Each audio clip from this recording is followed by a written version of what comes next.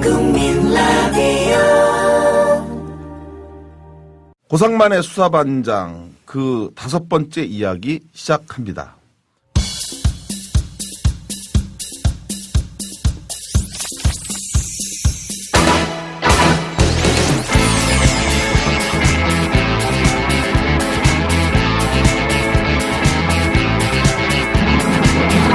세상 억울한 이들과의 굳은 연대 고상만의 수사반장 시즌2. 자, 오늘 모신 분은 청취자분들에게 낯선 분일 것입니다. 그러나 제가 꼭 여러분에게 소개해드리고 싶은 분 중 한 분이신데요.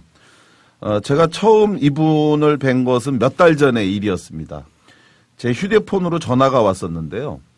연세가 매우 지긋한 분이신데 대뜸 저에게 이제 전화해서 말씀하시기를 내가 당신 팬인데 꼭 좀 할 이야기가 있어서 그러니 좀 만납시다. 이렇게 하시는 거였습니다. 사실 고백하자면, 연세 많으신 분하고 만나는 일이 그렇게 좋은 일은 아니지 않습니까? 어떤 분인지도 잘 모르고 또 무슨 말씀을 하시려는 것인지도 알 수가 없으니까 더욱 그랬는데요. 나중에 알고 보니까 이분은 1933년도 굉장히 오래전 얘기죠. 경기도 안성에서 이제 태어나신 분이고요. 그래서 이제 연세를 따져 보니까 올해 83세. 지난 2002년도에 제 아버지가 일찍 돌아가셨거든요. 근데 제 아버님이 1934년생이셨으니까 이분이 제 아버지보다도 오히려 한 살이 더 많으신 분입니다. 살짝 고민스러웠지만 결국 뵙기로 했는데요. 그래서 만난 이분, 정말 제가 그때 뵙지 않았다면 얼마나 후회했을까 싶은 분입니다. 그래서 이 귀한 분을 저 혼자 알고 있기 아까워서 오늘 고상만의 수사반장 그 5번째 초대 손님으로 모셨습니다.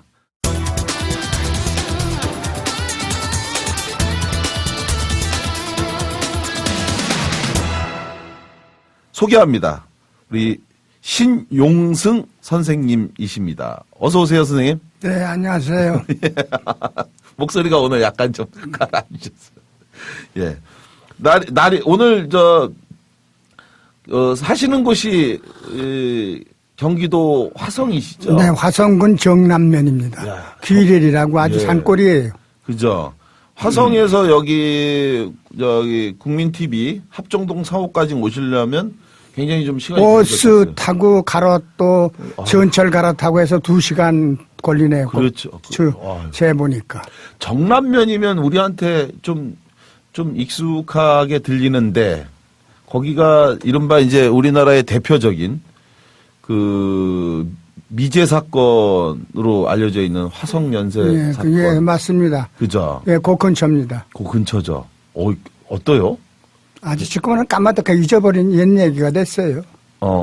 지금들은 기억들도 안 하고 있는 것 같아요, 제가 봐서는. 화성 사건이라고 해서 한때 그게 범인이 끝내 지금까지도 안 잡혔죠, 잡혔잖아요. 지금까지. 그래가지고서는 그래가지고 결국은 범인을 못 잡으니까 한때 들린 얘기가 뭐 이런 얘기를 이걸 우습게처럼 얘기하는 것도 좀 그렇긴 한데 화성에서 범인이 온 거 아니냐. 화성 연쇄살인 사건이 이렇게 안 잡힌 이유. 그래서 화성에서 온 외계인이 범행이 아니냐 이런 얘기도 있었고 또 뭐 심지어는 뭐 담당 경찰이 범인이 아니냐 이런 얘기도 있을 정도로. 참 못 잡으니까 유언비어죠. 그죠. 그럴 수가 없는 거죠. 근데 그 밤에 이렇게 다니시려면 조금씩 이렇게 좀 아시는 제가 분은 이사 가기 전의 이야기고 그죠. 저는 그 사건이 끝나고 나서도 이제 거기 가서 산 지가 한 7년 됩니다. 그래서 별로 그 얘기에 대해서는 뭐 신경조차도 쓰지 않고 있어요. 우리 신 선생님은 그러신데 거기에 예를 들어 그 동네에는 학생들이나 뭐 젊은 사람들도 좀 있지 않아요? 근데 그런 건 못 느끼겠어요. 못 느껴요. 아주 다행입니다. 오래된, 네. 진짜로. 자, 선생님, 먼저 본인 소개를 좀 들었으면 좋겠는데요. 먼저 이제 우리 오늘 이 방송을 듣는 분들 중에 청취자분들 중에서 우리 신 선생님, 신용승 선생님, 이분이 뭐 하시던 분인가 이렇게 궁금해 하실 수 있을 것 같은데 지금 보니까 이제 저한테 명함을 주신 거 보니까 여기에 민족문제연구소의 경기남부 지부장을 역임하셨고, 그리고 현재는 경기민주언론시민연합 고문으로 계신데 현재도 하시는 건가요? 이게? 아니, 전에 했습니다. 요새는 그냥 손 놨습니다. 그리고 재향군인회에 맞서기 위해서 이른바 이제 표명열 전 준장이 주도해서 만든 평화 재향군인회 공동대표도 하셨고, 네. 그리고 통일 나눔의 고문도 하셨는데, 네. 여기서 좀 특이한 경력이 하나 보여요. 네. 예, 좋은 어버이 상임대표를 하셨다. 예. 저희한테 이제 어버이 연합이라고 하는 게 굉장히 안 좋은 이미지로 있는데, 여기는 어떤 건가요? 예, 이제 먼저 제가 그것을 결성하게 된 동기서부터 말씀드리는 게 좋겠습니다. 이걸 이제 우리 신 선생님이 만드신 건가요? 네, 제가, 그러니까 그게 한 4년 전인가 3년 전인가 문성근 씨가 배우 문성근 씨. 예, 국민의 명령이라는 단체를 만들어 가지고 할 때 저희가 화성을 대표해 가지고 제가 열심히 그 운동에 참여했습니다. 그러셨어요? 그래가지고 하루는 국회의사당 앞에 가서 1인 시위도를 하고 있는데 얼마 있다 보니까 큰 버스가 한 대가 와요. 근데 우리 노인들이 그때 거기 보니까 몇 분들이 모였는데 그분들은 한 10명 미만인데 우리는. 근데 한 차가 내려요. 그런데 뭔지도 치면 모르고 그냥 있었는데 오더니 우리가 걸어놓은 프랑카트 같은 걸 보면서 이 자식들이 빨개 이 새끼네. 야, 이 새끼들아, 빨개가 좋으면 이 새끼들아, 북으로 가, 이 새끼들아, 뭐 이런 식으로 막 욕을 하는데. 우리가 흔히 알고 있는 어버이 연합. 네, 바로 깡통 난동 부리는 그 사람들 얘기죠. 그것들이에요. 그래서 이제 우리가 도대체 그 사람들하고는 이 대화가 안 돼요.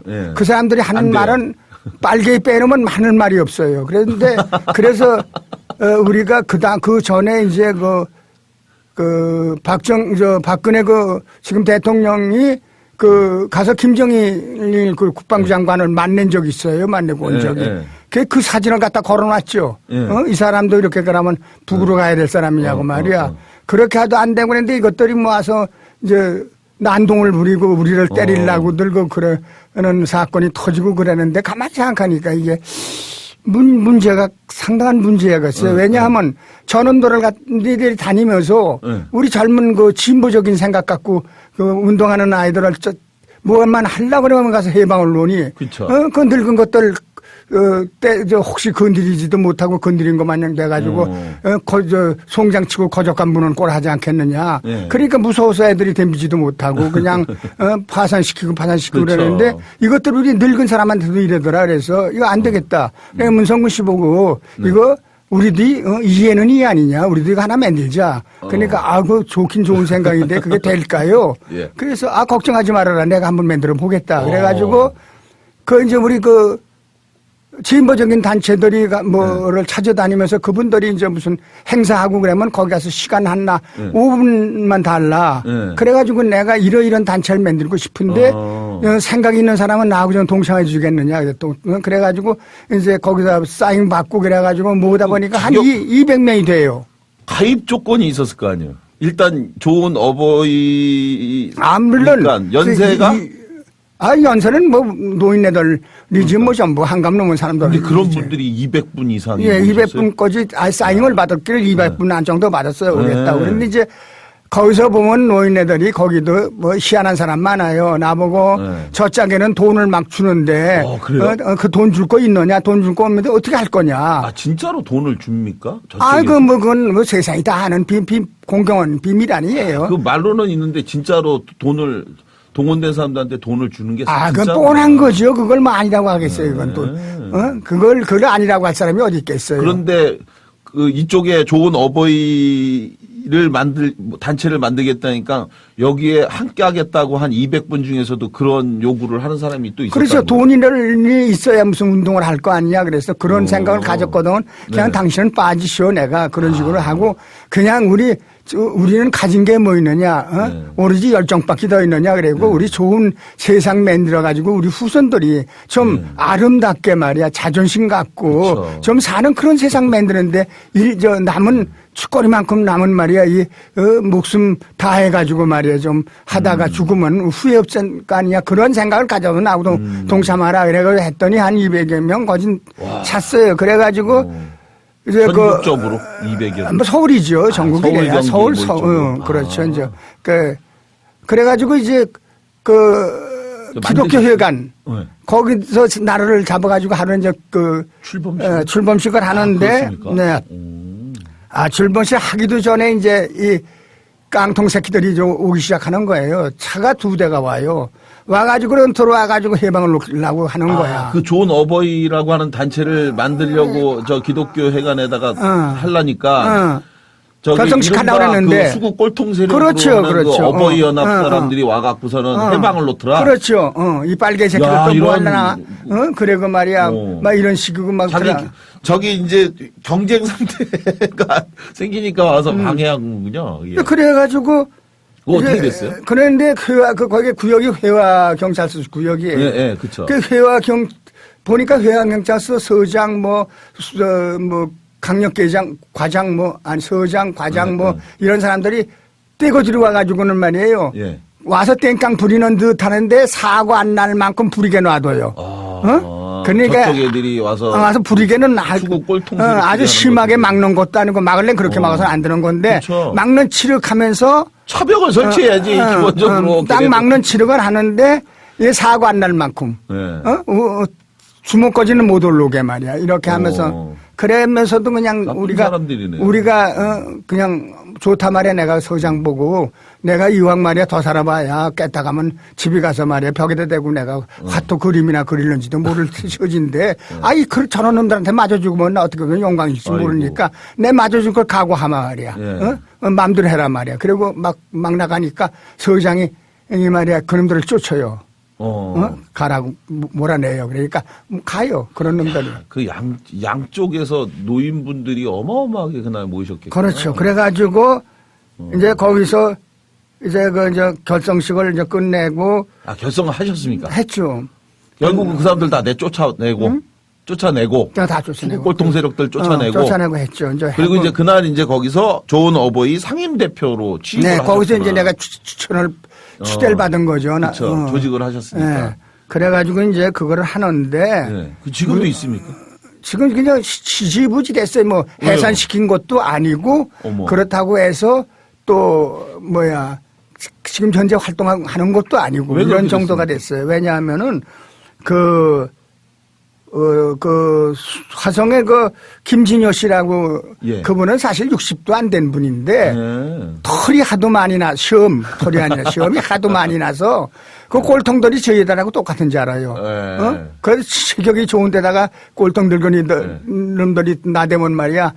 이 새끼 저 새끼 막 찾아도 몰라요. 같은 나이에 그러는지 알고. 그런데 그 사람이 아주 열심히 일을 잘하길래 이제 총무를 시켰어요. 실무를. 그래 놓고 나서 내가 몸이 조금 아파가지고 한 1년인가 하고 나서 몸이 좀 나쁘길래 이제 고향에 와서 민족문제연구소도 또 일이 자꾸 밀리고 그래서 민족연구소에 일을 보면서 그분한테다 맡겨놨단 말이에요. 당분간.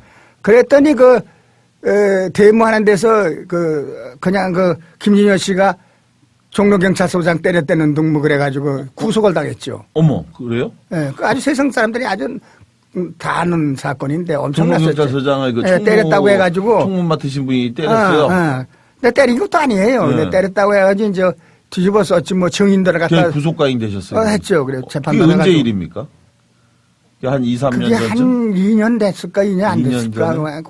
그때 왜 서울광장에서 있었던 사건인가요, 그게? 그 서울광장이 아니고 왜 옛날 중앙극장 있잖아요. 예.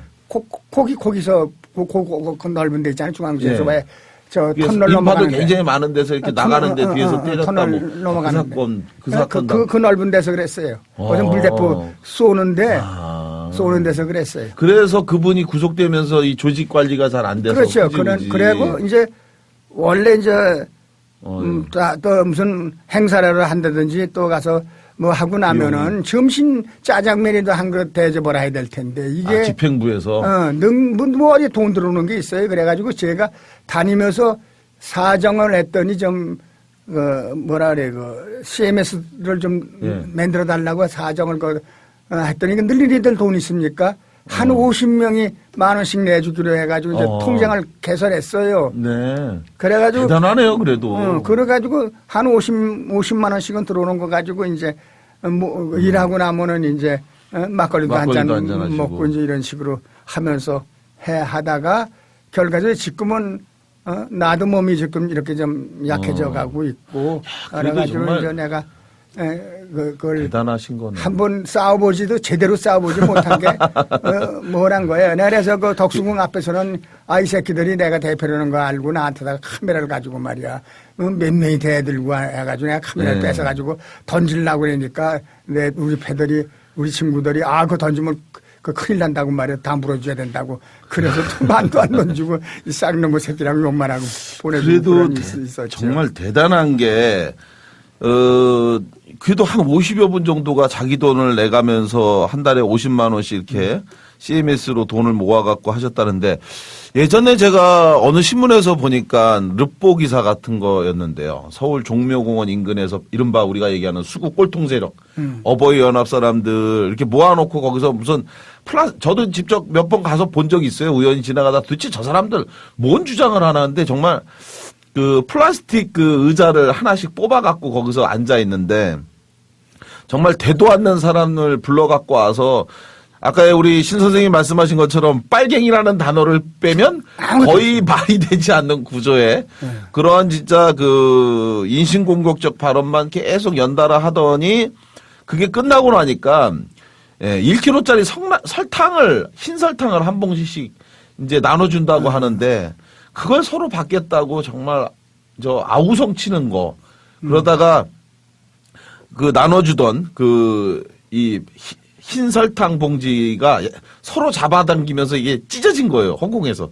그랬더니 그냥 그 설탕 가루가 그냥 허공에서 이렇게 흩뿌려지는 그런 것들을 보면서 저 설탕 한 봉지 저거 1,000 얼마짜리인데 그거 하나 가지고 저러면서 빨갱이라고 하면서 사람들한테 공격하고 비난하고 정말 보기 안 좋더라고요. 그 사람들이 말이에요. 6.25 때 전부 군대 갔다 온 사람들 아닙니까? 안 갔다 온 사람이 몇이나 되겠어요. 그렇겠네요. 갔다 왔다 이거예요. 근데 그쵸? 내가 그 6.25 때 그 군대 생활을 하는 걸 그 사람들 한 걸 봤지만은 맨날 매 맞는 거, 욕 먹는 거, 그러다 날이 새는 거예요. 그런데 말이야. 사람이면 분노를 느껴야 될 텐데 말이야. 분노를 느끼지 않고 오히려 그 졸개노소를 자청을 해 지금도 보면 그거 아니에요? 그렇죠. 분노가 돼야 되지. 장군이라는 놈들은 말이에요.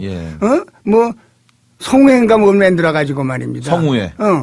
그만뒀으면은 말이야. 제대했으면은 집에 가서 말이야. 손주나 보지 왜 저희들이 뭔데 몰려가지고 말이야. 이권이란 이권은 다 차지해가지고 말이야. 저희들은 엄청나게 부를 누리고 권력을 누리잖아. 근데 저희들은 말이야. 앞에 가서 또 남한테 못할 짓이나 하고 뭐 욕이나 하고 말이야. 빨개나 찾고 나면 말이야. 돌아오는 게 뭐예요. 그 설렁탕이나 한 그릇 먹이고 뭐 돈이나 몇 푼 주겠지. 성우회 회원 중에 이 조직이 정말 좀 대단히 부적절하다라고 보는 게 그 성우회 회원 중에서는 이른바 우리 국민들이 분노하는 그 방산비리. 방산비리로 해갖고 감옥을 갔다 온 사람들이 회장단에 있기도 하고 또 회원으로 가입도 하고 있는 부끄러움이 없는 것 같아요. 어떻게 방산비리, 그러니까 예를 들어 성우회라고 하는 사람들이 국가 안보에 대해서 자기네가 기여했고 그리고 그러한 경험을 나눠서 국가를 위해서 뭔가를 하겠다라고 하는 진짜 순수한 의도라고 한다면 정말 상상할 수 없는 그런 방산비리를 저지른 자들은 회원에서 제명을 시키든지 받아주질 말아야 되는데 그런 사람들을 그냥 또 회원으로 또 임원단으로 또 회장단으로 이렇게 두고 있는 거 보면 그 성우회 회원들에 대해서 정말 신뢰감을 가질 수가 없는 거죠. 아니 그게 결과적으로 따져보면 말이야 근본을 뿌리를 봐야 됩니다. 뿌리가 우리 저 군에 말이야 26대 거지가 친일 장교들이 참모총장을 해먹었어요. 26대까지는 말이야. 어? 그때가 언제쯤인 거죠? 26대 때까지라고 하면은 이제 우리 청취자분들 잘 모르시니까 글쎄 나도 26대가 어디까지인지 그거는 내가 말할 수가 없는데 80년대, 90년대까지는 80년대 정도 되겠네요. 그죠? 그렇죠. 80년대 전두환이가 권력 잡고 있었을 때 그 전거지. 예. 전두환이 그렇죠. 전거지. 박정희 예. 때까지예요. 예. 그런데 70년대 말까지는 그런데 친일파들이 이제 그런 사람들이 말이죠. 만주군관학교 출신들. 그 군대 권력을 전부 잡았으니 말이죠. 그렇죠. 지금 젊은 분들은 말이에요. 군대 가서 배고프다. 그건 안 느낄 거야 아마. 지금 그렇게 자살도를 하고 말이야. 왕따를 당하고 그러지만은 배가 고파서 말이지 가서 풀을 뜯어 먹고 싶다. 이런 생각은 가진 아이들은 없으리라고 봐요. 그만큼 그쵸. 물질적으로는 풍요스러워졌어요. 내가 봐도. 그런데 예. 이 사람들 이 깡통 할배들은 예. 얘네들은 배가 고파서 눈이 뒤집어진 사람들이에요. 더욱이 육군, 아, 그렇습니다. 공군하고 해군은 덜했어요. 해군 나는 해군 출신인데 해군은 그래도 들어가서 훈련 3개월만 끝나고 나면 밥은 실컷 먹었어요. 예. 얼마든지 먹을 수 있었어요. 그런데 육군은 밥이 모자라 가지고 말이에요. 그냥 개걸개걸했다는 얘기야. 근데 그런 사람들이 말이야. 네. 나 지금도 그게 이상해. 그런 사람들이면 말이죠. 예. 지금 분노 느끼지 않으면 그 인간입니까? 그냥 분하고 억울하고 말이야. 밀고 시키는 거 아닙니까? 체념을 시키는 게 그렇지. 그래서 저항하지 않고 순응하는 것이 그래서 이제 군대 갔다 오면 사람 된다라는 게 바로 저항 의식을 뺏어버리고 그렇지, 복종과 그렇지. 굴종 이렇게 되면 아, 저 사람 사람 됐네 군대 갔다 와서 그렇게 잘못된 게 우리나라 정말 군대 문화인 것 같아요. 부당한 짓인데도 그것에 대해서 따르는 것. 그 외국은 부당한 지시는 거부할 권리가 있는데 우리나라는 부당한 지시를 거부할 권리는 없고 복종할 의무만 있는 게 현재 군대 문화잖아요. 지금까지도. 그런 문제들이 사실은 문제인 것 같고 지금 말씀하신 부분 속에서 사실은 그때도 국가 예산으로는 먹는 문제는 충분했는데. 네, 충분했죠. 근데 왜 배가 고팠을까요? 사당 장사부터 내려가면서 떼먹는 거예요. 그렇죠. 소대장까지 아마 떼먹었을 거야. 소대장까지. 그러니까 위에서는 무슨 소대장은 어떻게 떼먹느냐? 예. 쌀로 떼먹는 게 아니라 쉽게 얘기하면은 예. 밥을 퍼다가 소대가 같이 먹잖아요. 예. 그러면 소대장 밥은 많이 준단 말이야. 예. 배 절대 안 고플 만큼 주고 예. 그렇게 뛰니까 그게 누구한테로 돌아가겠어요. 그런 식으로 사당장소부터 그냥 계속 내려오면서 그렇게 되는 거예요. 그러니까. 근데 해군이나 공군은 그렇지 않았어요. 그러니까요. 그러니까 이제 거기는 선발되는 거고 거기서 선발되지 못한 사람들은 다 육군 가는 건데요. 자, 오늘 이렇게 신용승 선생님 모시고 이제 말씀 나누는데 아마 여기까지 들어보신 분도 참 독특한 분이시구나. 예, 올해 83세 되신 분인데도 굉장히 건강하신 생각을 갖고 계시구나 이렇게 생각하실 텐데요. 먼저 본격적으로 오늘 이야기 들어가기 전에 한 가지 일화를 말씀드릴 필요가 있을 것 같습니다. 지난 11월 11일에 서울 홍대 인근에서 제가 쓴 책 중정이 기록한 장준하 북콘서트를 가진 적이 있습니다. 그런데 이날 제가 게스트로 모신 분 중에 한 분이 바로 오늘 이 자리에 모신 신용승 선생님이셨습니다. 그때 이제 제가 단상에 이제 모시고 축사한 말씀을 좀 해달라 이렇게 부탁을 드렸어요. 예. 그런데 이때 우리 신 선생님의 놀라운 일갈에 많은 분들이 아주 짧은 한 3분 정도 남짓 5분이 채 되지 않은 아주 짧은 시간 동안에 한 말씀 좀 해달라고 해서 굉장히 송구했는데 그런데 이 짧은 시간 동안에 나눠주신 말씀에 그 자리에 함께했던 사람들이 정말 큰 문화적 충격을 느꼈다고 그 후에 이제 이야기들이 많았습니다. 그래서 오늘 이 방송에서 그 당시 연설 잠깐 좀 들어보도록 하겠습니다. 제가 83년인데 1933년생인데 제 친구가 아직 살아있는 놈들이 있는데 이놈들하고는 나 아주 완전히 끌어버린 것 같아요. 꿈도 못 걸렸어요. 그렇게 되니까 외로워요. 근데 팟캐스트를 듣다가 보니까 고향만 선생뿐 아니라 몇몇 분 다 피리 꽂히는 분들이 있어요.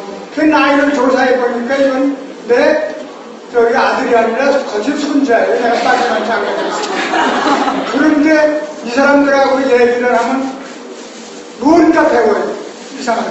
내가 대학교 교수, 뭐 총장 이런 분들하고 외교관 이런 분들하고 얘기해봐도 술 먹고 얘기해봐도 그냥 즐겁게 지냈지 뭐 아무 배운 것도 없는 것 같은데 이런 사람들하고 얘기하면 뭔가 배워요. 그래서 내가 친구하려고 매를 했어요. 이렇게 잘했다고. 그리고 또 조금만 보태자면은 여러분들이 우리가 왜 이렇게 지금 이런 세상을 더러운 세상을 사느냐.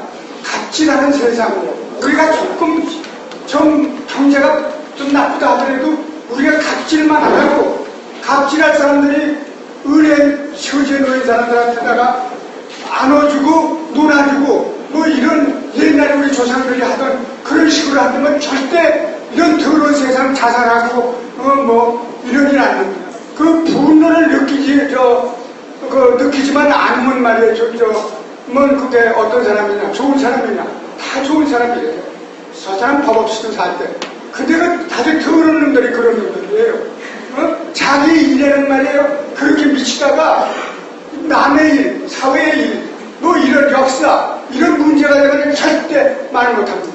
여러분 말이에요 요전에 뉴스에서 큰 뉴스가 하나 났는데 그 백화점이라고 그러나 난 그 백화점 이상은 부르지도 못할 수 없는다 그러니까 큰 그런 데지 하는데 거기서 말이에요 어떤 싸가지 없는 기집애가 여자 부르죠? 네. 여러분 말이에요 그 여자가 낳고 욕 막 꺼냈어요. 맞죠?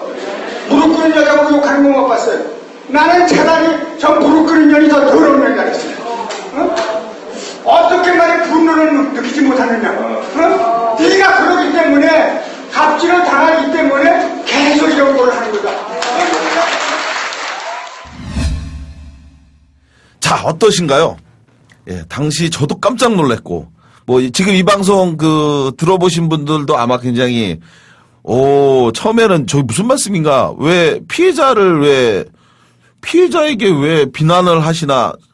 그때 당시에 많은 사람들이 다 깜짝 놀라서 얼어붙었거든요. 그런데, 예, 젊은 사람이 왜 분노하지 않느냐. 이러면서 이제 하신 일갈이, 아, 정말 우리가 부끄럽구나. 라고 이렇게 생각을 했었어요. 그죠? 자, 그래서 이제 당시 북콘서트 함께 하셨던 분들 사이에서도 와, 저분 대단한 분이다. 이렇게 하셨는데 이런 평이 자자했는데요. 사실 기성세대의 권위적인 모습에 많은 젊은이들이 실망하고 있는 요즘에 우리 신용승 선생님의 일갈은 그래서 정말 다시 한번 우리를 돌아보게 했습니다. 그래서 과연 이분 어떤 분인가 너무 궁금했는데 오늘 신용승 선생님 모시고 지난 83년간 살아오신 인생 역정도 엿보고 또한 그 경험의 토대 위에서 우리 젊은 사람들에게 들려주고 싶은 조언도 좀 들어보고 싶은데요. 그럼 지금부터 본격적으로 우리 신 선생님을 모시고 그 인생 이야기 전반전을 추적해 보도록 하겠습니다.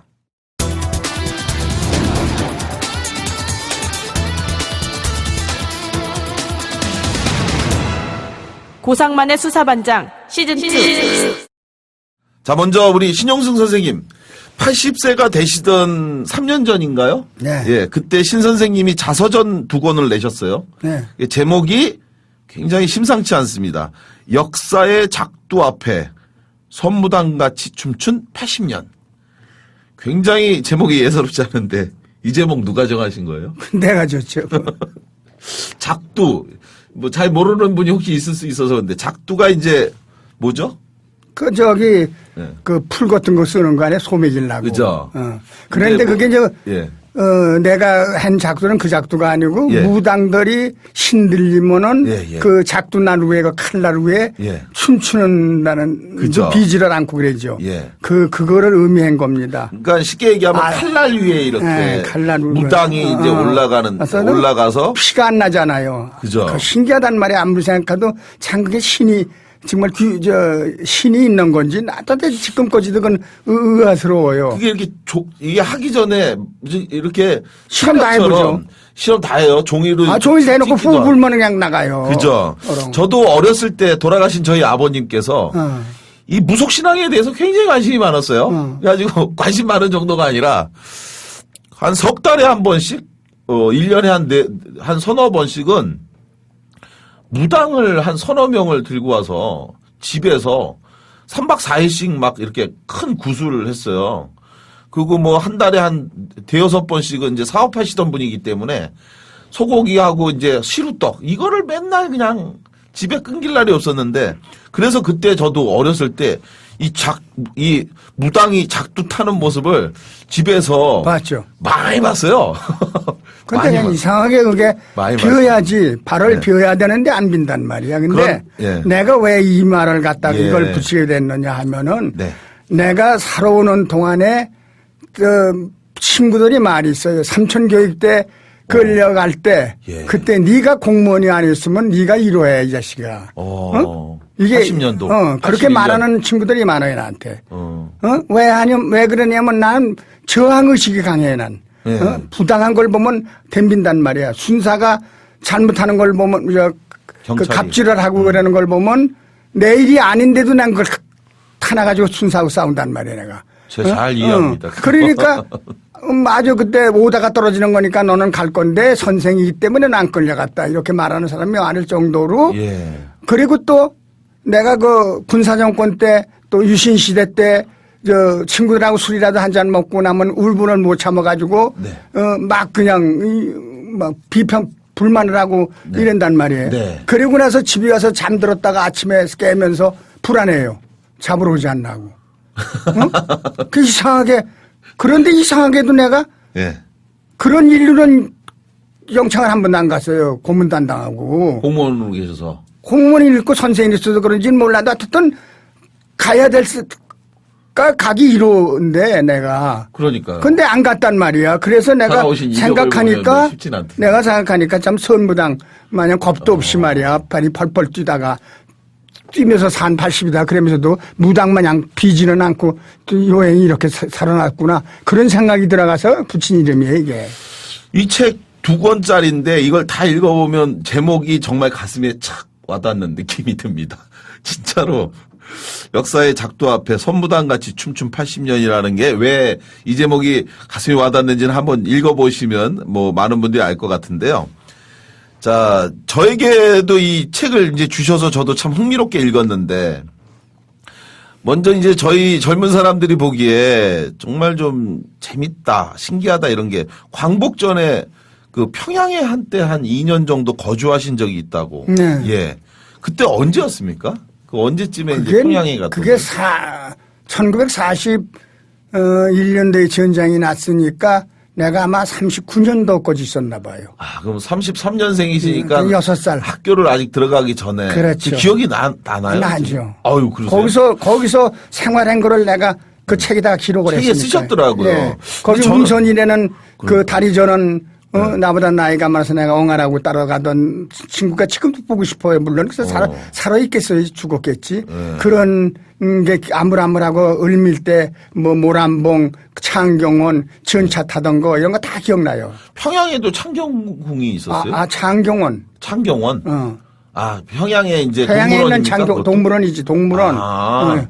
이 서울에만 있었던 게 아니라 평양에도 있었어요? 있었어요. 거기서 내가 원숭이한테 손을 물릴 뻔한 생각도 나고. 그때 2년 있으면서. 어렸을 때 건 더 기억이 잘 나요.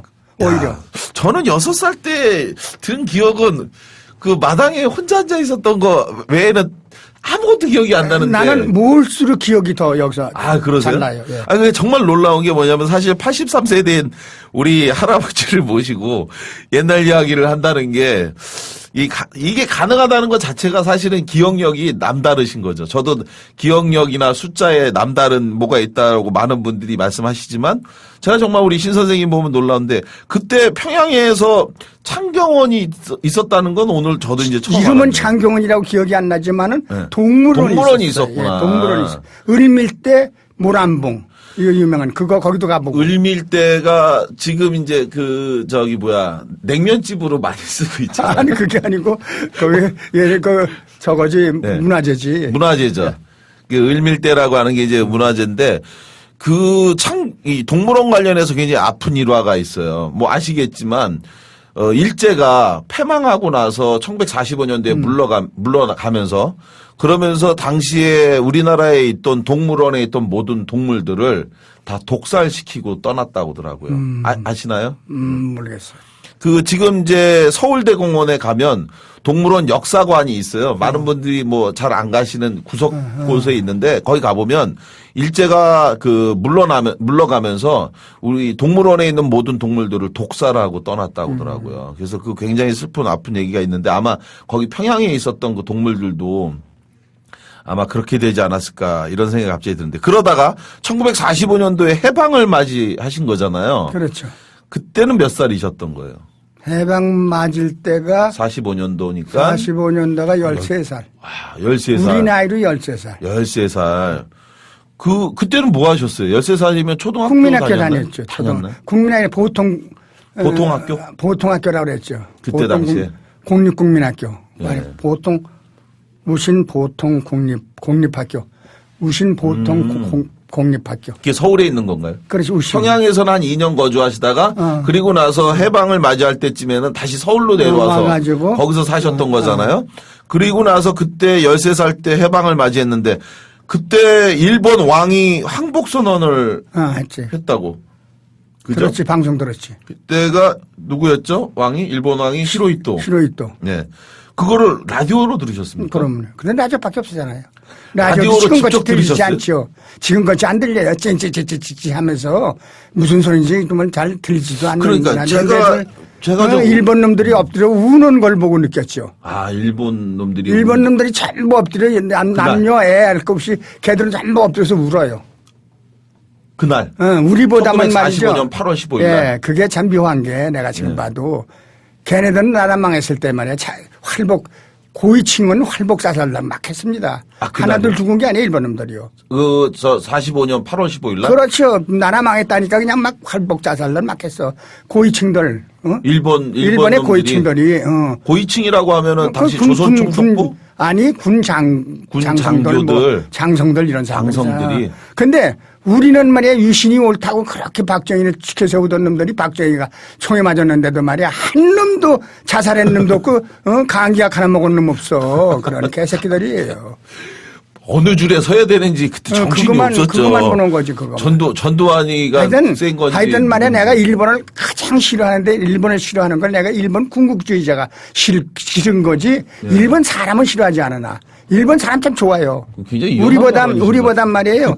뭐라니까 욕먹을 소리인지 모르지만 우리보다 친절하고 뭐 상냥하고 경호 바르고 이런 건 우리보다 나아요. 우리가 배울 점이에요. 그건. 그리고 나는 일본도 안 가봤지만은 일본에는 기차가 가면 뭐 누가 그랬는데 도서관이 가고 있대요. 움직이고 있대. 책들 하도 보니까. 근데 우리나라 책 보는 사람 봤어요? 전체로 가서. 내가 책을 보니까 말이에요. 깜짝도 놀래가지고 한 몇 사람이 말이야. 아니, 그 연세에 책이 보입니까? 뭐 별 소리를 다 하고 있어요. 그게 우리는 그 수준밖에 안 돼. 제가 그 대목에 대해서는 자신 있게 말씀드릴 수 있는데 제가 1년에 한 번 이상은 일본을 가는데요. 거기도 똑같이 핸드폰만 보고 있습니다. 지금 변했겠지? 핸드폰만 보고 있고, 예전에 저희들도 핸드폰이 들어오기 전에는 저도 매일 가방에 책을 꼭 갖고 다녔어요. 읽을 게 없으니까. 그리고 신문, 한겨레 신문 같은 거 맨날 갖고 다녔는데 요즘은 핸드폰이 있으니까 저도 책이나 신문을 상대적으로 좀 덜 읽고 업무와 관련해서 보지 않는 이상. 근데 그때 일본 왕이 항복선언을 했다는 게 제가 왜 자꾸 궁금해서 여쭤보냐면 많은 사람들이 알기에 이런 얘기를 많이 했거든요. 1945년도, 그러니까 제가 읽은 책에는 또 그런 내용이 있어요. 그래서 저도 방송에서 몇 번 이야기를 했는데, 선생님 그 책을 보고선 정말, 이거 반전인데 이렇게 싶었던 게 뭐였냐면, 다른 책에서 제가 읽은 거는 많은 사람들이, 또 역사에서도, 방송에서도 그렇게 나와요. 1945년도 8월 15일 날 드라마나 이런 데서는 만세 막 이렇게 하고 다녔다고 하는데, 실제로 맞아. 그러지 않았다는 거예요. 아니야. 우리는 만세 불렀어. 그러니까 신기하네. 우리는 만세 부르고 일본 놈들은 하나같이 안 우는 사람이 없어. 안 우는 집이 없고. 그러면 서울은 경성은 당시에 그랬고 시골이라서 몰랐나? 시골은 며칠 후에 된 데가 많지. 그렇죠. 지금 같은 그럼 세상이 제가 아는 건 아니라 시골이었구나. 며칠 후에 된 데가 있어요. 아니 그러니까 많은 데에서는 그 8월 15일 광복된 날 막 만세를 외친 것처럼 이렇게 돼 있는데 실제로는 그날 아는 사람이 없었다. 왜냐하면 뭐 라디오가 그렇게 많이 보급돼 있었던 것도 아니었고 또 일부러 일본이 일본 왕의 항복선언을 알리는 것이 싫어서 일부러 잡음을 넣어서 거의 못 알아들을 지경으로 방송을 내보냈다. 그건 모르겠는데. 뭐 이런 얘기를 하더라고요. 아니, 또 그럴 수도 있는지는 모르겠어요. 이거는 뭐 사실로 확인된 내용이거든요. 잡음 넣은 거가 그럴런지도 일부러 모르겠는데. 잡음을 넣어서 못 그래서 이제 사람들이 라디오도 잘 못 듣는 데다가 못 알아듣고 뭐 이래서 잘 몰랐다. 그런데 난 이제 그건 말이 안 돼. 일본 놈은 들어야 될 텐데 그 잡음을 넣어가지고 일본으로 들어가면 듣지 말라는 소리인가? 그건 말이 안 되지. 그러니까 신성한 천황이 자기네들로는 천황이 정말 부끄럽게 이런 걸 하면 안 된다. 이거를 그래서 최대한 항복은 하되 못 알아듣게 하겠다. 뭐 하여간 그런 얘기가 있었대요. 그런데 당시에 이런 일본 사람들이 했다는데 친일 행위를 한 사람들. 그러니까 예를 들어 이제 저희가 알고 있는 것 중에 또 하나가 뭐냐면 그러면 그날 이제 사람들이 막 만세를 외치고 태극기를 들고 나와서 막 이렇게 만세를 막 외치고 다니셨다고 책에 보면 돼 있던데 친일 행위를 한 사람들에 대한 어떤 분노? 뭐 이런 것들도 실제로 분노하기 전에 네. 국민들이 분노도 하기 전에 친일파 스스로는 예. 죄졌다는 걸 스스로 알기 때문에 다 도망갔어요. 다 도망갔어요? 그러면요 집에 하나도 못 있었어요. 어디로 도망갑니까? 그건 각자 뭐 처갓집으로 갔든지 각자 뭐 어디로 갔든지 다 서울 가서 노동을 하든지 그냥 했어. 그러니까 우리는 누가 말한 것처럼 우리는 해방 안 했어요. 일주일 해방했어요. 일주일. 그게 뭔? 미군정이 들어오기 전 그때. 미군정 들어오면서부터 비라 막 뿌렸어요. 뭔 비랍니까? 경찰 공무원 뭐 이런 놈들 친일파는 다 다시 와서 원대복귀 하라고. 하지가 그렇게 한 거 아니에요? 막 뿌린 거 아니에요? 다 와가지고는 말이야 다시 순사 자리에 앉아요. 그 친일파들이. 그럼 순사 자리에 앉는데 쉽게 얘기하면 말이야 일본 놈 순사 있을 적에는 제일 낮은 놈 아니야. 예. 그래가지고는 말이지 정말 떡떡해서 말이야 콩가루만 얻어먹던 놈이 네. 일본이 좋게 가니까 높은 자리에 앉아가지고 못 받아먹는 거야. 그렇게 바뀐 거야. 그러니까 이 인민들 입장에서라고 할까 국민들 입장에서 보면 그 욕지가리 안 나? 배 안 아파? 그래서 일주일만 해방이었다. 그렇지. 그놈들 도망간 건, 그 도망간 동안만이 해방이야. 일주일 도망갔다가. 그때 이제 건국동맹이라고 해가지고 이원영 선생이 만들어놓은 건준. 게, 건준. 그게 한 일주일 동안은 전부 접수했었어. 경찰서고 뭐 전국을 다 접수했었다고. 그렇습니다. 근데 미군이 와가지고 인정을 안 한 거야. 그걸 인정하지 않았죠. 군종만을 인정한 거야. 지금 이제 우리 신 선생님 말씀하시는 내용에 대해서 제가 기억이 있는 게 우리 그 임시정부 요인 중에서 차리석 선생님, 그 차리석 선생님의 그 아드님이 차용조 선생님이신데, 알아요, 나하고 잘 아는 사람이에요. 예, 그 차용조 선생님이 저한테 언젠가 이런 말씀을 하시더라고요. 고 선생, 해방이 되면서 진짜 해방된 사람이 누군 줄 아냐고. 우리나라가 해방되면서 진짜 해방된 사람이 누구냐고 하시길래 무슨 뜻인지 잘 모르겠다라고 했더니 지금 우리 신 선생님 말씀하신 거하고 똑같아요. 해방된 거는 우리가 아니라 우리 민족이 아니라 바로 친일파다. 그럼. 그래서 왜 친일파입니까? 그랬더니 하신 말씀이 지금 말씀하신 것처럼 일제시대 때는 서장은 절대 될 수가 없었다. 아니. 조선인들. 아니야, 그 거짓말이야. 서장보다도 도경찰서장도 됐어. 하여간 그런 말씀하시는 데 잠깐만 그래서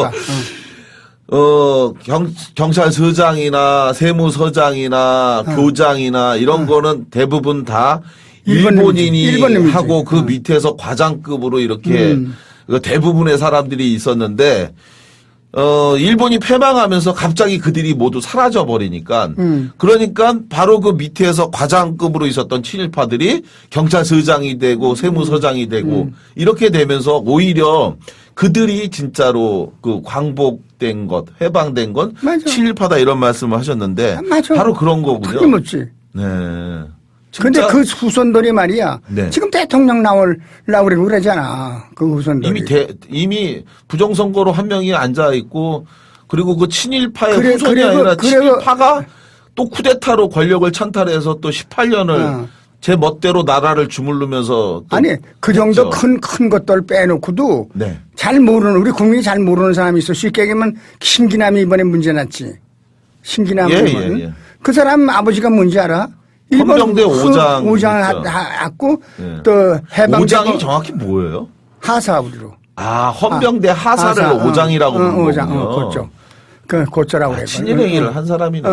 그리고 해방되고는 그래서 또 본인이 경찰에 책임지고 들다가 물러났었죠, 또. 바뀌어가지고 네. 경찰국장인가 해가지고 저 지리산에 가서 공부터 보낸 사람이야. 그 사령관이야. 예. 김신남의 아버지가. 예, 신기남 의원의 아버지가. 까지 1급 친일파 아니야. 근데도 민주당이고 또 자기가 아버지가 대표 쪽에 아버지가 저기 친일파라고 떠들고 덤비니까 그냥 사표 낸 사람이야. 그 대표 그렇죠. 자리를. 그런 거를 봐서 그냥 눈 감아줄 수 있는 사람이라고 생각했었는데 이번에 터지는 걸 보고 나하고 같은 그 종씨야 나고.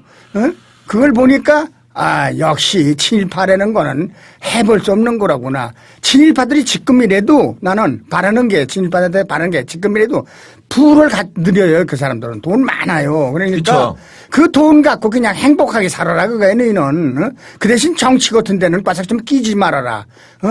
너희는 권력기관에 거지 권력도 먹고 돈도 먹고 다 하지 말고 한 가지 그냥 돈을 안 뺐을 테니까 그냥 너희들은 가만히만 있으면 우리나라 바로 좋은 나라 돼요.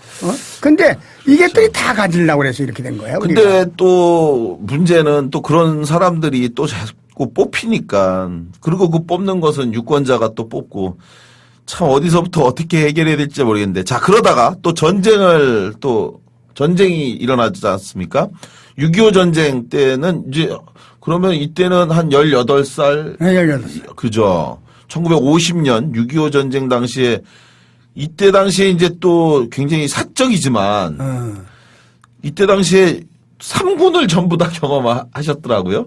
인민군, 미군, 중공군. 예. 이른바 3군을 전부 다 전쟁 과정에서 이들하고 경험했던 것, 또 본 것, 또 느낀 것, 이런 게 그 책에 상당히 상세하게 써 있던데 굉장히 이게 또 뭐 공식적인 건 아니지만 극히 사적으로 경험한 뭐 특별한 이야기이긴 한데요. 인민군, 미군, 중공군 차이점 굉장히 특이하셨다고 하는데 어떤 건가요? 쉽게 얘기해서 예. 중공군이나 인민군은 예. 민폐를 전혀 안 끼쳤다. 아, 그렇습니까? 전혀 안 끼쳤죠. 사람들한테요? 그러면요. 저희가 들은 거하고는 또 우리가 들었던 거하고 그러니까 많이 달라요. 그건 우리가 잘못 교육을 받은 거죠. 솔직히 얘기해야죠. 뭐 전부 다 그러면 지금 말이죠. 그러지는 않았겠지만 아마 보신 게 이제 그때 당시였는데 어떤 거였나요? 몰라요. 구체적으로? 나는 내가 본 거로는 절대 인민군과 중공군은 예. 절대 전혀 한번 쳐다보지도 않았어요.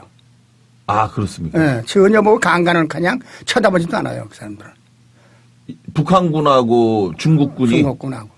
저희는 뭐 아주 뭐 못됐 악마지. 예. 여기서 그렇게 배우기는 이제 악마로 배웠잖아요. 예. 근데 그 수인이라는 게 얼마나 무서우냐면 말이에요. 예. 내가 그렇게 본 사람인데 해군에 가서 제대를 하고 나와가지고 예. 할 게 별로 그 실업자가 돼가지고 있는데 심심하니까 극장에 가요. 예. 그때는 방공 드라마야. 거진다. 예, 예. 방공 드라마 70% 이상을 하는데 예. 보면은 인민군은 죽일 놈들이고 말이야. 개새끼들이고 말이야. 이건 사람도 아니야. 근데 국군들은 천사들이야. 예. 어린아이들은 말이야. 뭐 길 잃은 어린아이를 업고 가서 말이야. 뭐하고 까꾸리야 내가 볼 땐 말이야. 이런단 말이야. 까꾸로예요? 이상하다. 내가 분명히 그렇지 않았는데 이러면서 말이지 놀고 있네. 이제 이렇게 되잖아요. 실제로 이게, 보셨으니까. 근데 이게 이제 그 다음에는 조금 강도가 조금 약해져요. 점점 약해지기 시작하고 양변 아 그런가? 인민군인 새끼들이 그렇게 나빴었나? 나빴었나? 여기까지 가기 시작해요. 네. 이 세뇌가 내가 그런데 보지 않은 아이들한테다가 말이야 방공교육이라고 시켜. 때 그런 식으로 시켰는데 어떻게 여기에 그래서 지금 말이야 아 말만 잘해도 저 새끼 저거 빨개 새끼 아니야 그러잖아요. 예. 그 말이 할 말입니까 솔직한 얘기로?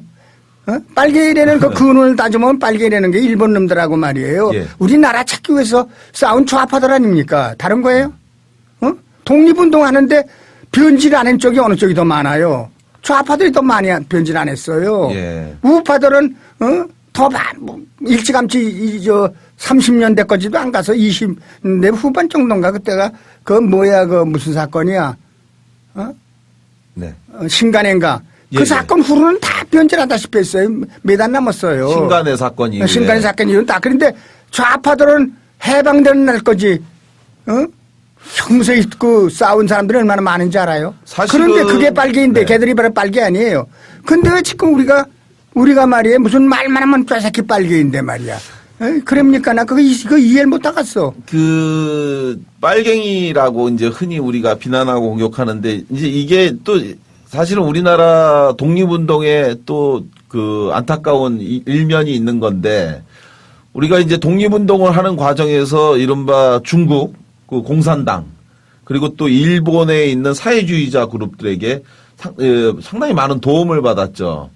일제에 맞서기 위해서 싸울 때 일본 내 양심적 세력들 그 사람들이 이제 일본 내 사회주의자 그룹들이 많아서 많아요. 그 사람들에게 도움을 받다 보니까 또 일본 내 그러니까 중국의 공산당이라든지 이런 그 사람들한테 도움을 받으니까 아 우리도 해방되면 저런 이제 사회주의 공산당 이런 거를 해야 되겠다. 이래서 이제 그 독립운동가들 중에서 상당수 많은 분들이 그런 사회주의 사상을 갖게 되는 그러한 이제 역사적 어떤 일면도 있는 부분이 있는데 그러다 결국은 전쟁 과정에서 그러니까 남북이 이념적으로 대립하고 싸우는 과정이었는데 그러면은 인민군하고 중공군이나 이런 사람들이 저기 우리나라 사람들에게 뭐 피해나 이런 뭐 물건을 이렇게 뭐 식량을 뺏어가거나 이런 거는 이제 상대적으로 전혀 없었어요. 나가보는 거는 전혀 없었어. 근데 이제 제가 들은 내용은 이런데 뭐 결국은 쌀이나 뭘 가져가면서 대신 무슨 뭐 표를 한 장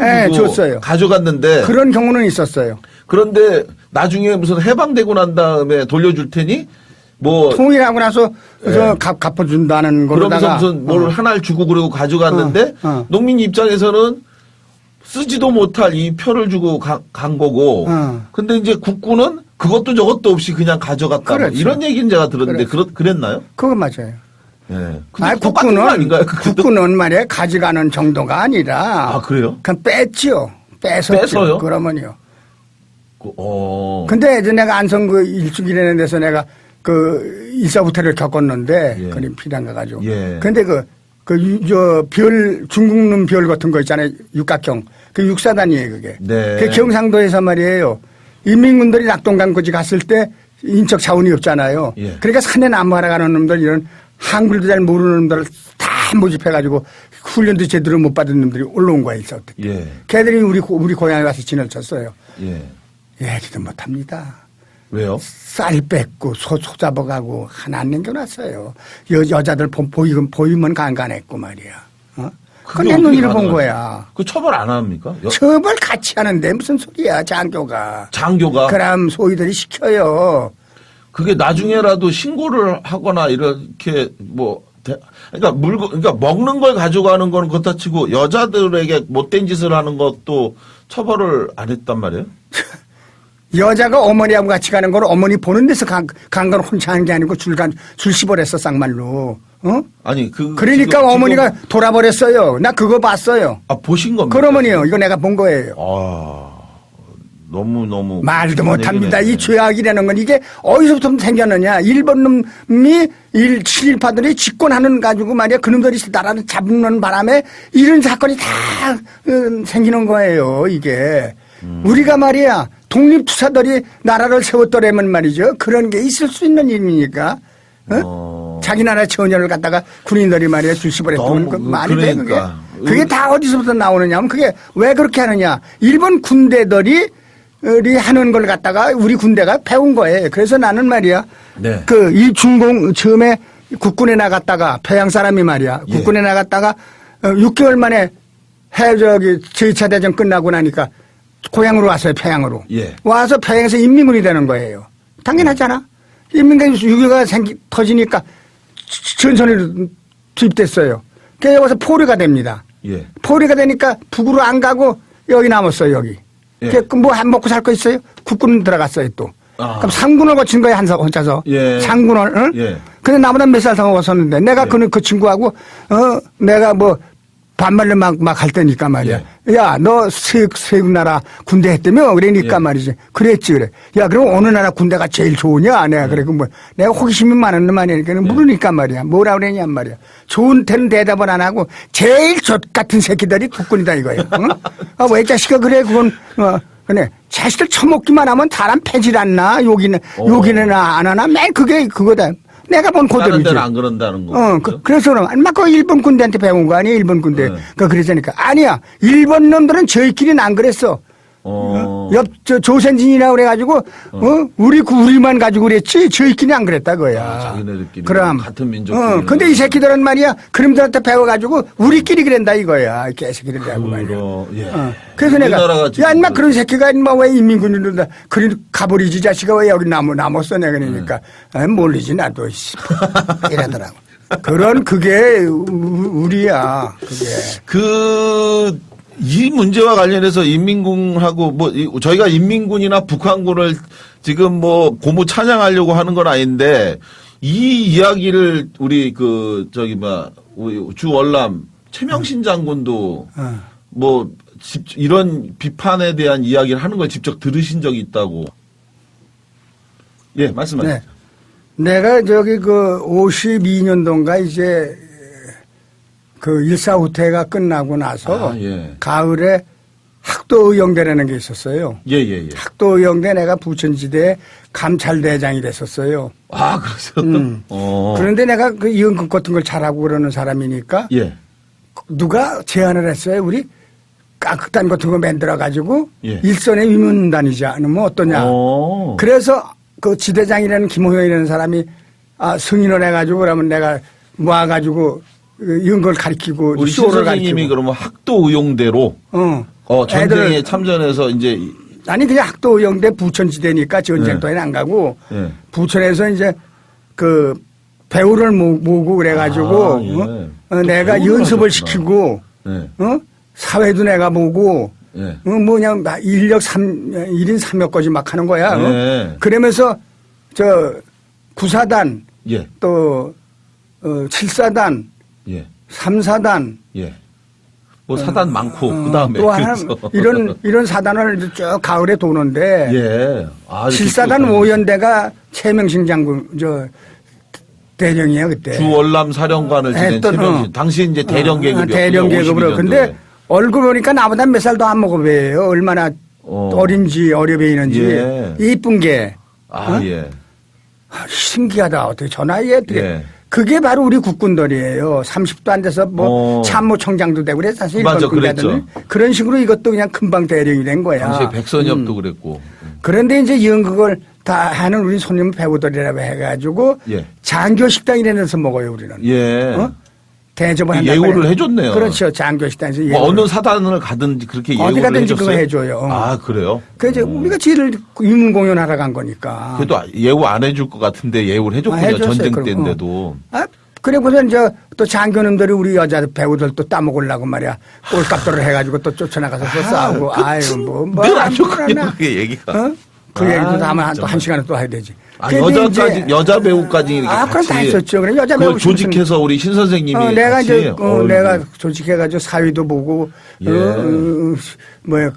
그 바라이드 쇼도 내가 그냥 주로 다 하고 말이야. 그냥 단막극도 하고 막 이런 식으로 해서 시간 때우는 거죠. 이제 그런데 최명신이가 달리 본 거야 날. 이 새끼 이거 굉장히 잘하는구나 말이에요. 그래서 나한테 다 특별히 개인적으로 상장을 하나 만들어 주어요. 그때 당시에 수고했다고. 그러는데 그 최명신 씨가 밥을 먹으면서 우리하고 밥을 먹으면서 왜 그 말이 남았는지 나 지금 기억이 안 나오는데 인민군 칭찬을 해요. 인민군 칭찬을 해. 놀랍잖아요. 뭐라고 하던가요? 그 사람이 황해도 사람이거든. 황해도? 황해도 출신이에요, 그 사람이. 야, 그거 잘못하면 엄청 처벌받을 텐데. 전쟁 중에 적군을 칭찬하는. 글쎄, 근데 대령 정도 됐으니까 이제 그렇게 할 수 있는지는 몰라도.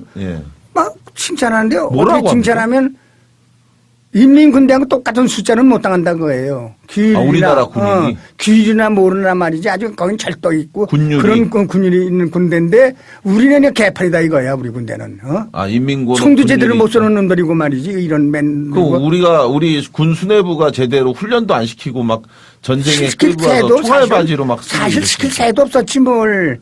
쫓기다니느라고 시킬 새나 있었겠어 하기야. 예. 그래서 그렇다고 이제 그런 말을 하면서 오히려 거길 찬양하고 여길 깎더란 말이야. 그게 신기하다. 뭐 이런 사람이 있나 그랬는데 거기 중대장, 연대장 보좌관이라는 아이가 예. 내 그 중학교 때 선배야 보니까 거기서 우연히 만났는데 예. 걔가 그때 대위였던가? 그런데 걔가 하는 말을 내가 들었는데 예. 최명신의 특징이 있대요. 그러니까 최명신 장군의 그 특징이 보좌관 얘기가. 예, 부관이었던 건가요? 근데 이제 그 진정통이니까 그냥 1등병, 2등병 막 죽어나가잖아요. 예. 그러니까 그만큼도 보충은 받잖아. 예. 보충을 받아 세워놓고 이제 신고받잖아요. 예. 신고받으면 다리 이렇게 연대장이 연설하는데 다리 저는 놈도 있고 뭐 별거 다 있잖아. 이른바 짝다리 짓고 있거나 뭐 이러는 사람. 그거 하나, 그 중에서 하나 딱 불러내가지고 그냥 직결 처분이래. 그때는 직결 처분권이 있어. 죽였다고요? 그렇지. 직결 처분. 그러니까 전쟁 중에는 지휘관에게 직결 처분권이 있잖아. 있는데. 죽였다 이거. 아, 그래요? 왜 그것도 그러느냐. 정말 내가 나쁜 짓인데. 난 분노를 할 거 아니야 나는. 예. 왜 그러느냐 말이야. 같은 사람끼리 왜 그러냐. 그러니까 예. 그게 잘하는 거라는 거야. 왜냐하면 그거 하나 야만의 그렇게 안 시대네. 물어서 얘들 정신이 군대 정신이 확 살아났다 이거야. 이거 하나 죽이건. 그게 더 이기라. 이런 식으로 내가 들었어 그 얘기를. 시범 케이스로 삼기에는 너무 결과가 어. 어처구니 없는 저 야만적이네요. 그거는. 전시라 맞다를 몇대 틀리는 게 전시고 아니고. 글쎄 일본 군대가 하던 식을 그대로 한 거 아니야 쉽게 얘기해서. 최명신 장군이 한 것도 그렇고. 그랬다는 거야. 목을 치르고 뭐 어쩌고. 지금 말씀하신 것처럼 사실은 이제 쭉 얘기를 말씀 들으면서 떠오른 게 진짜 베트남 전쟁 그거가 떠오르는데 베트남 전쟁 저도 이제 지난 7월에 베트남 전쟁 관련해서 우리나라 군이 거기서 한 행위에 대한 잘못 이런 것들 참여하고 반성하는 의미의 평화 기행을 제가 이제 명진 스님하고 이렇게 여러분들하고 같이 갔었는데 거기 가서 보니까 월남이 왜 패망했는가 이거에 대해서 정말 저도 느끼는 게 월남 패망한 게 사실은 그거 75년도 4월 30일 날 월남이 패망을 했는데 그죠? 그런데 그때 당시에 대통령이었던 박정희가 특별 성명을 발표해 갖고 월남이 패망한 것은 반공 의식이 투철하지 못하고 약화돼서 일어난 거다. 그래서 당시에 한 10만 명씩 매일 이른바 5.16 광장, 지금의 여의도 광장에 모아놓고 반공 걸기 대회 하면서 뭐 요란을 떨었는데, 근데 실제로 당시에, 월남이 패망한 진짜 이유는 그것이 아니라 부패한 남베트남 정부에 대한 실망. 이게 이제 굉장히 더 이상 우리가 왜 희생하면서 이 권력을 지켜야 되냐, 이런 것에 대해서 목적의식을 잃어버렸다. 그런데 대신 북베트남, 이른바 우리가 얘기하는 북베트남은 사실 군인이 싸운 게 아니라 베트콩이라고 하는 비정규직, 비정규 군인이 이제 싸운 거잖아요. 근데 그들은 정말 모범적이었다고 하더라고요. 민간인들, 국민들에게 일체 피해를 주지 않기 위해서 노력하고 정말 정직하게 했다. 정말 우리나라가 그때 당시에 만약에 지금 말씀하신 내용이 맞다면 그리고 최명신 장군이 뭐 증언하는 내용이 맞다면 그때 망하지 않은 것만 해도 다행이네요. 이게. 그죠? 그런데 그게 지금까지 내려오고 있는 거예요. 지금까지. 아직도 못 건치고 있는 거예요.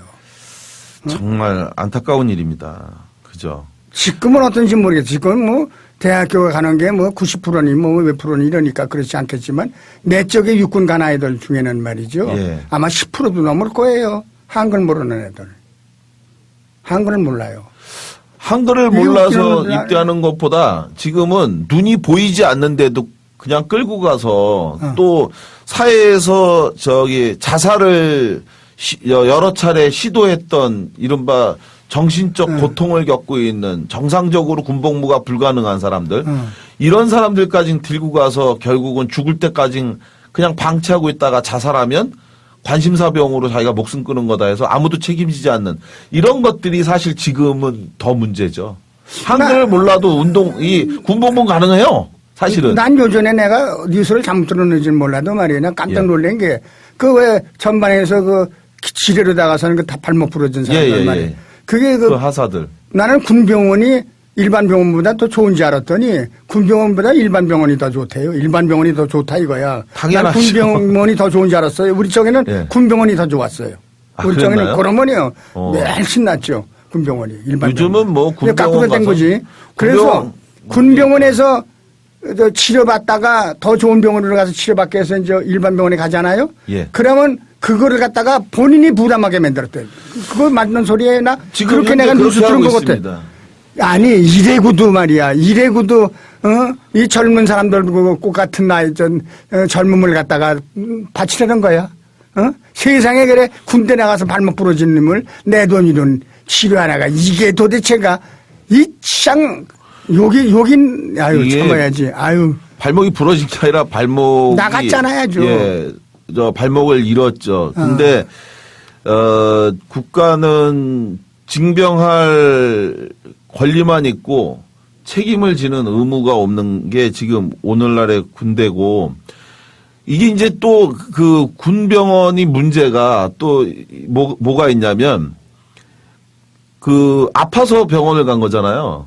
근데 거기서도 참 아까 전에 우리 신 선생님이 말씀하신 것처럼 잘못된 이 군대 문화가 거기서도 아픈 애가 그러니까 예를 들어 다리가 부러져서 간 정말 극심하게 아픈 하급자가 그냥 뭐 손가락 하나 뭐 예를 들어 부러진 고참을 위해서 가서 밥 타 갖고 와서 갖다 바쳐야 된대요.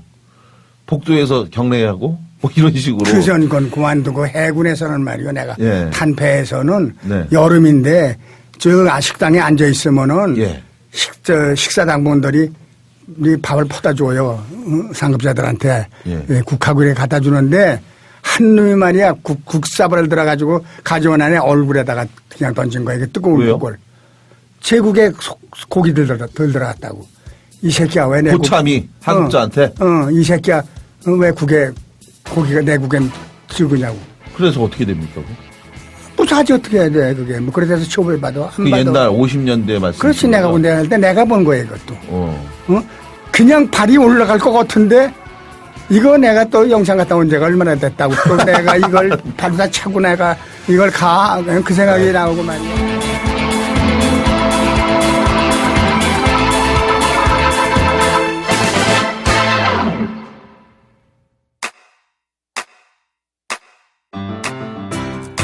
국민 라디오 지지하는 4가지 방법 아시나요?